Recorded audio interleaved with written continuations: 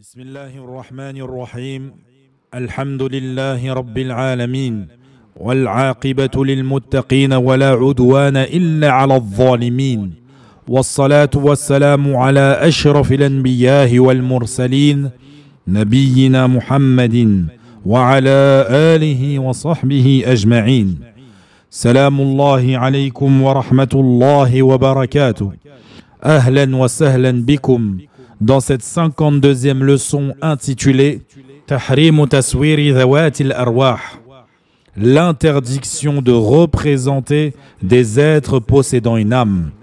Naam, nahmadullah wa nashkuruh wa nas'alullah an yujziya shaykhana bi ni'amin kathira zahiran wa batina innahu waliyyu dhalika wal qadiru alayh.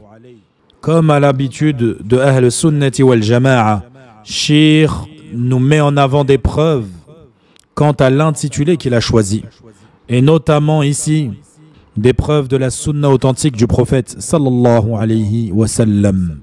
An Abi Talha radiyallahu anhu, قال رسول الله صلى الله عليه وسلم إن الملائكة لا تدخل بيتا فيه كلب ولا سورة رواه البخاري ومسلم رحمهم الله. وكذلك قال عن عبد الله بن مسعود رضي الله عنه قال سمعت رسول الله صلى الله عليه وسلم يقول إن أشد الناس عذابا عند الله يوم القيامة المسورون رواه البخاري ومسلم رحمهم الله. Ceci étant dit, le premier hadith qu'il nous met en avant, c'est le hadith de Abu Talha radiyallahu anhu, nous dit que le prophète sallallahu alayhi wa sallam a dit: les anges ne rentrent pas dans une maison où se trouve un chien ou des représentations d'êtres possédant une âme.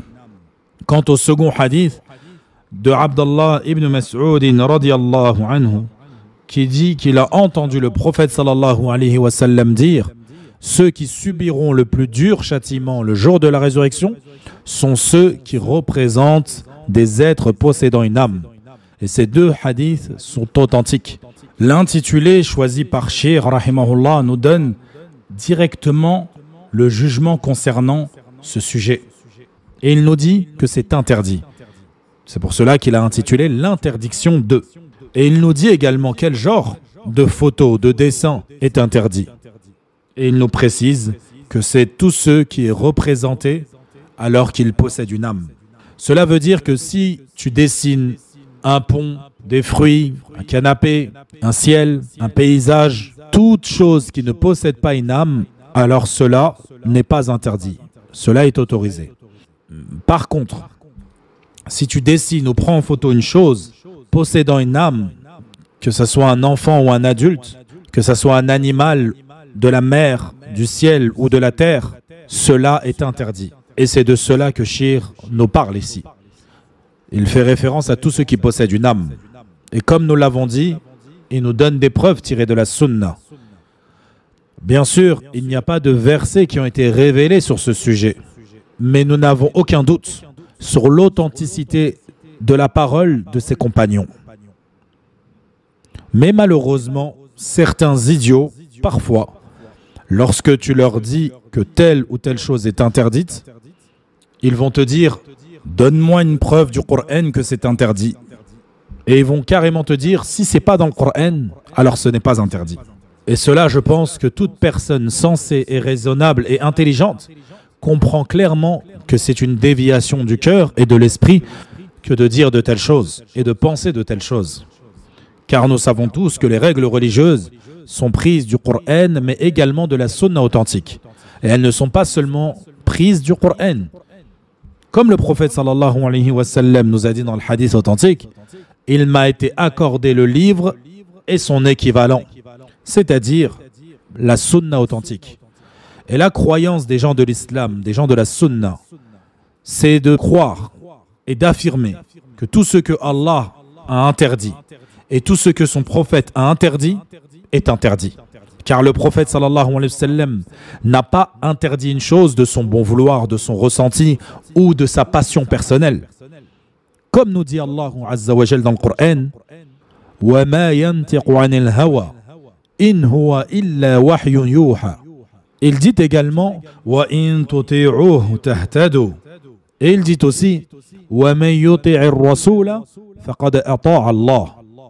Et il dit concernant l'interdiction de lui désobéir وما كان لمؤمن ولا مؤمنة إذا قضى الله ورسوله أمرا أن يكون لهم الخيرة من أمرهم ومن يعص الله ورسوله فقد ضل ضلالا مبينا. Subhanallah. Peut-on faire plus clair et explicite que cela? Et sachez qu'il y a plus de 30 versets qui sont venus sur ce sujet-là, avec l'ordre d'obéir au prophète et l'interdiction de lui désobéir, sallallahu alayhi wa sallam. Al-Muhim. Tout ça nous prouve que parfois, il y a des sujets qui sont interdits et seulement mentionnés dans la sunna et non dans le Coran. Parmi les exemples qui me viennent, les animaux de la mer. Ils nous ont été autorisés à la consommation malgré qu'ils n'ont pas été sacrifiés. Alors que dans le Coran, Allah nous interdit tout ce qui meurt naturellement, ou qui est assassiné, ou qui tombe d'une falaise et qui meurt, ou qui est dévoré par un animal sauvage, puis délaissé. Tout cela est interdit d'être consommé par le musulman. Donc Allah il nous dit, tout ce qui est mort, vous n'avez pas droit de le consommer. Mais dans la sunna du prophète sallallahu alayhi wa sallam, il nous donne des précisions. Et il nous dit que tout ce qui vient de la mer, il nous est autorisé de le consommer. Qui pourrait aujourd'hui proclamer et dire, c'est faux, le poisson est interdit à la consommation parce que ce n'est pas mentionné dans le Coran. Et Allah Azza wa Jal, il dit dans le Coran que tout est interdit. Wallahi, seul un imbécile peut dire une chose pareille. Allah Azza wa Jal ne dit-il pas dans le Coran إنما حرم عليكم الميتة والدم ولحم الخنزير وما أهل به لغير الله. Certes, il vous est interdit la chair d'une bête morte. Donc on comprend ici que toute bête morte, il est interdit de le consommer en tant que musulman, sans exception aucune. Le sang, la viande de porc et ce sur quoi on a invoqué un autre qu'Allah. C'est clair. Mais dans la sunna authentique, An-Nabi sallallahu alayhi wa sallam nous précise que toutes bêtes sont interdites, excepté celles de la mer. Parmi les exemples également, les ordres qu'Allah nous a donnés. La prière, il nous l'a ordonné. Mais comment l'effectuer? Il nous a ordonné de s'incliner et de se prosterner. Mais comment on doit s'incliner et comment on se prosterne? Combien de fois on se prosterne? Et cela est venu dans la sunna authentique du prophète sallallahu alayhi wa sallam. Également, d'où vous vient la connaissance du nombre d'unités de prière que nous devons faire pour le dhuhr, pour le asr, etc. Est-ce qu'on doit faire précéder la prosternation à l'inclinaison ou l'inverse? Est-ce qu'il y a deux prosternations ou une seule prosternation? Toutes ces explications, tous ces détails sont venus dans la sunna authentique. Ce qui nous prouve que la sunna authentique est tout aussi importante que le Coran. Pareil, je pourrais parler du tawaf. Allah Azza wa Jal, il nous dit dans le Coran وَلْيَطَّوَّفُوا بِبَيْتِ الْعَتِيقِ. Comment devons-nous faire ce tawaf? De droite à gauche, de gauche à droite? Tout cela est venu dans la sunna authentique du prophète sallallahu alayhi wa sallam. Naam. Le Coran ne peut se passer de la sunna et la sunna ne peut se passer du Coran. Ce sont deux sources qui sont complémentaires. Maintenant, on pourrait se poser la question. Est-ce que nous allons dire que le Coran et la Sunna sont d'une symétrie exacte, sans aucune différence? La réponse est non. Le Coran est un miracle d'Allah Azza wa Jal. Allah, il met au défi quiconque de venir avec une parole, une phrase similaire à ce qu'il y a dans le Coran. Le Coran est la parole d'Allah Azza wa Jal. Également par le Coran, on adore Allah Azza wa Jal. Pour chaque lettre lue, c'est 10 hasanat. Mais aussi, le Coran a un effet sur les âmes différent de la sunna.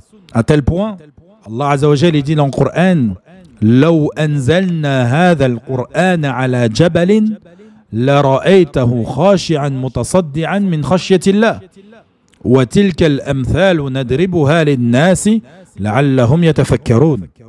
Alors que la sunna, c'est la parole du prophète sallallahu alayhi wa sallam, mais c'est également les actes du prophète sallallahu alayhi wa sallam. Donc on comprend que les actes du prophète sallallahu alayhi wa sallam nous ont été transmis par les compagnons du prophète. Ridwanullahi alayhim ajma'in wa sallallahu alayhi wa sallam. Mais aussi la sunna, c'est tout ce que le prophète a validé, parfois oralement, mais parfois sans nécessairement faire une action. Il a validé des dires ou des actions de ses compagnons.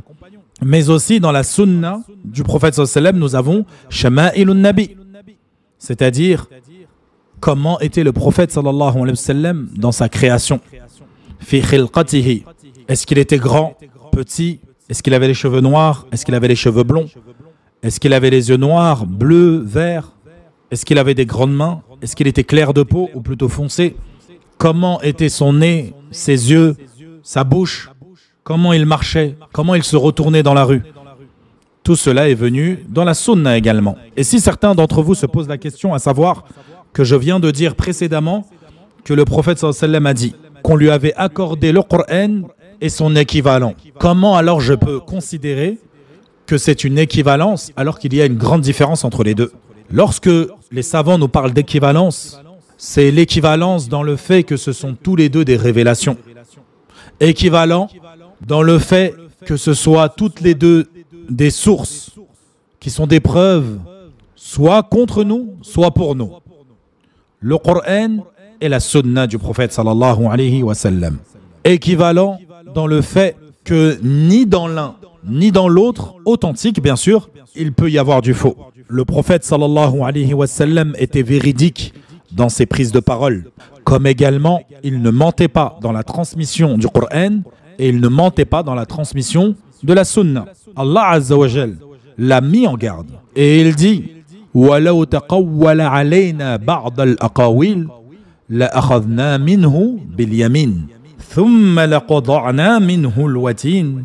Et au vu que Allah ne l'a ni saisi de la main droite et ni tranché la horte, cela veut dire clairement que le prophète sallallahu alayhi wa sallam n'a jamais forgé de paroles mensongères sur Allah Azza wa Jal. Le prophète sallallahu alayhi wa sallam n'a dit que la vérité. Et cette croyance doit être ancrée dans le cœur de chacun d'entre nous. Et elle doit être primordiale. Car malheureusement, de nos jours, il y a des gens qui prennent le Coran et ne veulent pas prêter attention à la sunna authentique du prophète sallallahu alayhi wa sallam. Et cela volontairement. Pour expliquer le Coran à leur manière, à leur façon. Ou encore d'autres qui vont prendre la sunna. Et ils vont prendre de la sunna que ce qui est ambigu. Pire, tout ce qui n'est pas authentique. Et ils vont vouloir le placer au rang d'authentique. Et ils vont également s'accrocher aux récits de certains pieux anciens qui, au final, ne sont pour la plupart même pas vrais. Et ils vont délaisser ce qui est authentique de la sunna.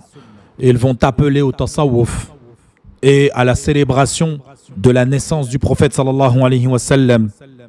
Et ils vont vouloir justifier ça avec la parole de certains anciens. Mais également au tashayyu'. Et j'en passe parmi les catastrophes et les déviations.